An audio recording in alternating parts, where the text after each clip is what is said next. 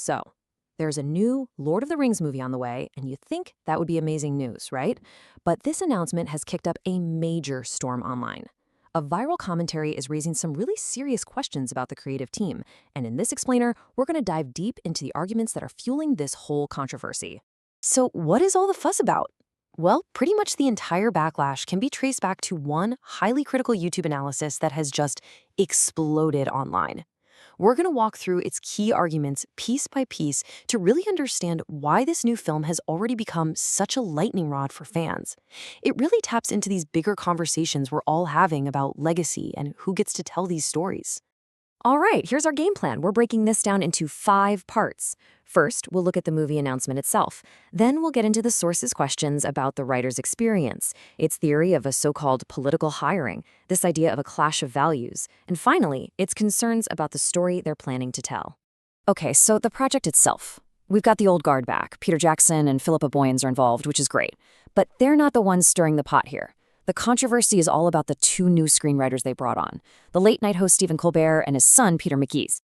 And that brings us right to the first major red flag that the source commentary is waving. Do these new writers actually have the right kind of experience for a project of this size with this tone? The analysis zooms right in on Stephen Colbert's resume. Now look, everyone knows Colbert is a massive Tolkien fan, a super fan even, but the source argues that his professional experience writing almost entirely for TV comedy is just a completely different animal than the epic sweeping tone of Middle-earth. I mean, just look at the credits the source points to. The Daily Show, The Colbert Report, Saturday Night Live. You see the pattern, right? The argument is that this style of writing, satirical, political, very of the moment, is just worlds away from the timeless mythological feel of Tolkien. The commentary basically asks, is this background suited for anything other than a parody? And the critique doesn't stop with Colbert. It also puts his co-writer Peter McGee under the microscope, pointing out that he has, and they make a big deal of this, absolutely 0 writing credits to his name. The source frames this as a case of nepotism and a huge risk for a franchise this beloved. So you take those concerns about experience, and they snowball right into the source's next major claim, that hiring Colbert wasn't just a creative choice, it was a political statement. Now, to build this case, the source video lays out a very specific timeline it wants you to consider. It connects the dots between the end of Colbert's late-night show, which some people framed as political, and his announcement that he was now free to jump onto this movie. The analysis is suggesting that this timing is, well, more than just a coincidence. And this direct quote from the commentary really just crystallizes the whole theory. The video suggests the hiring was this deliberate act of cultural warfare, a way for one side to stick a flag in a cherished franchise, almost like a gotcha to their opponents. So let's be super clear on the argument here. It's not just about hiring someone who has political views. The video is alleging that the act of hiring him was, in and of itself, the political statement, specifically designed to provoke and antagonize a whole group of people. Okay, and this leads us into the most abstract part of the critique, but it's maybe the most central.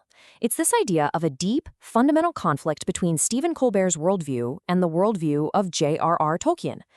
The commentary uses some really strong language here. It claims that Colbert's modern belief system is, and I quote, innately acidic to the property itself. I mean, acidic? That's a heavy word. The idea is that it would just corrode the very foundation of what makes Tolkien's work what it is.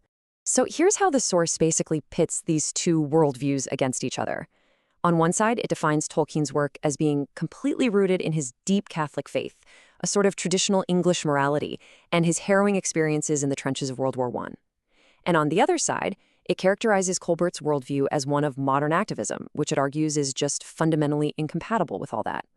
And this all builds to the core of the argument. The source is basically saying, look, you can faithfully adapt something that's already written down, but the second you have to create something new within that world, which this movie has to do, a writer can't help but pour their own beliefs and values into it. The new stuff, by necessity, is going to come from them. So, okay, we've talked experience, politics, values, but how would this actually play out in the movie itself? Well, this final section of the critique tries to connect all those abstract concerns directly to the film's reported plot. So, from what we know, the premise isn't really about our original heroes. Instead, it seems to focus on a new character, Samwise Gamgee's daughter, Eleanor. And the story is apparently driven by her investigating some long-buried secret from the War of the Ring. To try and predict where this is going, the source brings up this quote from co-writer Philippa Boyens. Now, full disclosure, she's talking about a totally different project here, but the commentary presents it as evidence of a creative pattern, a specific interest in finding minor female characters and elevating them to lead roles. So based on that quote and the new movie's premise, the source lays out what it thinks the creative playbook is. It suggests this deliberate strategy. You find a narrative loophole, you introduce a new female protagonist, you shift the entire focus of the story onto her, and in the process, you effectively sideline the heroes that people are actually showing up to see. And this all brings us to the source's final prediction about the story, that even though the original hobbits might be there to frame the movie, the real narrative, the real focus is going to be on Eleanor, this new character, not the nostalgic return of the heroes we all know and love. Ultimately, when you strip everything else away, the entire critique really boils down to this one huge question. When an artist steps into a world that was built on a very specific set of values, can they, or even should they, set aside their own beliefs to honor it? Or is injecting a new, modern perspective the only way these old stories can evolve? That's the real tension at the heart of this whole thing.